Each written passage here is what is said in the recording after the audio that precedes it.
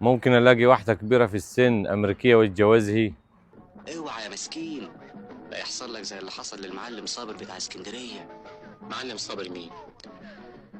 واحد صاحبي ما تعرفوش.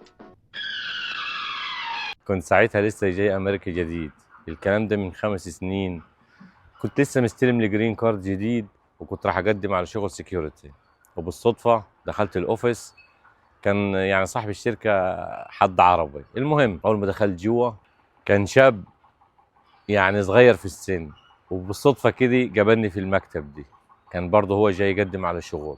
بص علي، بصيت عليا، قال لي انت مصري؟ بالعربي على طول قلت له مصر. راح جه خدني بالحضن قال يا ده انا من زمان ما قابلتش حد مصري. يا الله. المهم سلمت عليه بدون ذكر اسماء يعني.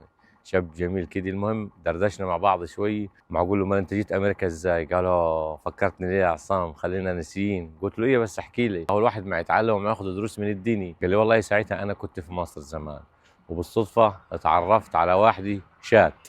تمام. قلت له تمام. قال لي كانت كبيره في السن. المهم جاتني مصر وعملت لي اجراءات الفيزي وجيت معاها. قالت كانت نايس جدا. قال بعد ما جينا البلدي هني، المهم عشت معاها في البيت. قالوا طلعت بص عفريتة عفريتي. عفريتة من ناحية التعامل. كان في العشرينات ساعتها. قال لي اقسم بالله يا عصام شفت الوان العذاب بما تتخيل يعني. قال شتايم، اهانات، ضرب. قال وصلت ضرب كانت تحدف عليه جات في البيت، يعني مثلا اي حاجه في وشها تحدفها عليه، كوبايه مش عارف ايه. قلت له ليه استحملت العذاب ده كله يا ابو العم؟ قال والله ما انت عارف ساعتها الظروف قلت له اي ظروف؟ والله ما استحمل لو 100 ايه، حتى لو 100 امريكيه الا كرامتك ابو الصحاب، ما تزعلش مني انا راجل صريح. قال بس انت ما شفتش اللي انا شفته في حياتي وكده يعني، فكنت عايز اطلع من البادي باي شكل. قال انا ما اعملهاش كديتي يعني. قال درش والله كانت تجيب ناس رجاله في البيت. قلت يا الله. قال لي والله زي ما احكي لك. المهم قعدت معها سنتين.